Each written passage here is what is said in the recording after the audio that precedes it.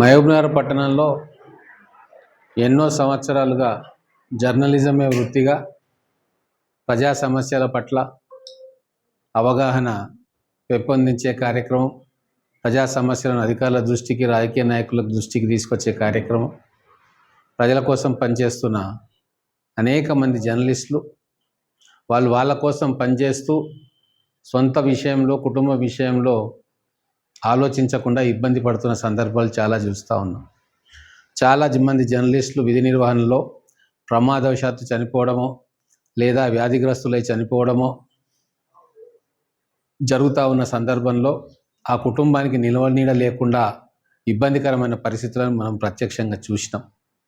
అందుకే జర్నలిస్టుల బాధలు అర్థం చేసుకొని మన వంతు సహాయంగా మనం కూడా ఏదో ఒకటి వాళ్ళకు చేయాలి, వాళ్ళలో కూడా ఆత్మస్థైర్యాన్ని అలాగే ఐక్యతను పెంపొందించాలి అని చెప్పి వాళ్ళ సంక్షేమ సంఘం ఒక నిధిని ఏర్పాటు చేసుకోండి, దానికి నేను ₹1,00,000 ప్రతి నెల కూడా ఇస్తాను అని చెప్పడంతో వాళ్ళందరూ కూడా అందరినీ సంప్రదించి ఒక 15 మందితోటి జర్నలిస్ట్ సంక్షేమ పాలమూరు జర్నలిస్ట్ సంక్షేమ సంఘం అని పేరు పెట్టి ఒక సంస్థను ఏర్పాటు చేసి దానికి ఒక బ్యాంక్ అకౌంట్ని ఏర్పాటు చేసుకొని అధ్యక్షులుగా వాకిటి అశోక్ కుమార్, కార్యదర్శిగా మల్లు మసూదన్ రెడ్డి, కోశాధికారిగా రఘు, అలాగే ముఖ్య సలహాదారులు, ఉపాధ్యక్షులు, సహాయ కార్యదర్శి, కార్యవర్గ సభ్యులు అని చెప్పి ఒక ఫుల్ ఫ్లెజ్డ్ టీంని 15 మందితో వేసుకున్నారు.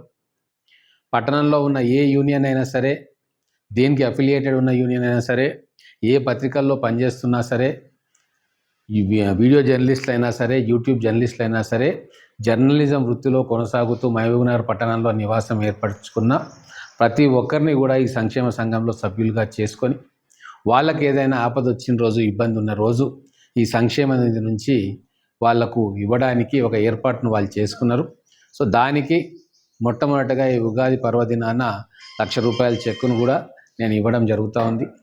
గతంలో కూడా నేను చెప్పిన నాకు వచ్చే జీతంలో ₹1,00,000 విద్యానిధికి ఇస్తా అని చెప్పి అది కంటిన్యూ అవుతూ ఉంది. అలాగే ఇక్కడ జర్నలిస్టులు కూడా మాతో పాటు ప్రజా సంక్షేమం కోసం పనిచేస్తారు కాబట్టి 24 గంటలు వాళ్ళు ఫీల్డ్లోనే ఉంటారు. కాబట్టి వాళ్ళకు కూడా ప్రతి నెల ఈ టర్మ్ అయ్యేంత వరకు ₹1,00,000 ఆ సంక్షేమ నిధికి నేను ఇస్తూ ఉన్నా. నేను మిగతా వాళ్ళందరికీ కూడా ఎవరైతే ప్రజాక్షేత్రంలో ఉంటారో వాళ్ళకు కూడా సూచిస్తూ ఉన్నా, జర్నలిస్టులు అంటే మన కుటుంబ సభ్యులు లాంటి వాళ్ళు, ప్రజల కోసం మన కోసం పనిచేస్తూ ఉంటారు. కాబట్టి వాళ్ళను చేయూతనియాల్సిన బాధ్యత మనకు ఉంటుంది. కాబట్టి మన వంతు సహాయ సహకారాలు వీలున్నంతగా సందర్భం వచ్చినప్పుడు సందర్భోచితంగా మీరు కూడా ఏదో రకంగా సంక్షేమ నిధికి ఏదో ఒక రూపంలో ఇస్తే ఖచ్చితంగా అది జర్నలిస్టుల సంక్షేమానికి ఉపయోగపడుతుంది. దీంట్లో ఎటువంటి రాజకీయాలు లేవు, ఎటువంటి స్వార్థం లేదు. జర్నలిస్ట్ సోదరుల బాధాకరమైన పరిస్థితులను చూసి మాత్రమే ఇది ఒక మంచి నిర్ణయం, ఇది ఇట్లా పోతే బాగుంటుందన్న ఆలోచన ఈరోజు అందరు కలిసి దాన్ని మొట్టమొదటిసారిగా ఒక సంక్షేమ సంఘాన్ని కూడా ఏర్పరచుకున్నారు. దీనితోటి జర్నలిస్టులు అందరిలో కూడా ఐక్యత రావాలని చెప్పి నేను కోరుకుంటా ఉన్నాను. సంఘాలు ఏదున్నా సరే, భావజాలం ఏదున్నా సరే, అఫిలియేషన్స్ ఏమున్నా సరే, జర్నలిస్టులు అందరూ కలిసి ఒక కుటుంబంలాగా ఉండాలి.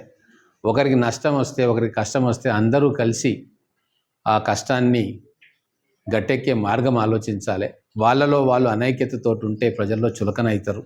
కాబట్టి అందరూ ఏకతాటిగా ఎన్ని సమస్యలున్నా కూర్చొని మాట్లాడుకునే ఒక పాజిటివ్ వాతావరణాన్ని క్రియేట్ చేయాలని చెప్పి తెలియజేసుకుంటూ, ఈ సంక్షేమ సంఘం ద్వారా అర్హులైన అందరికీ కూడా ఎంతో కొంత ఉపశమనం పొందే విధంగా మీ ఆర్థిక సాయం ఉంటుందని చెప్పి భావిస్తూ నాకు ఈ అవకాశం వచ్చినందుకు, మీ సంక్షేమంలో నేను కూడా పాలు పంచుకుంటున్నందుకు సంతోషంగా ఉంది.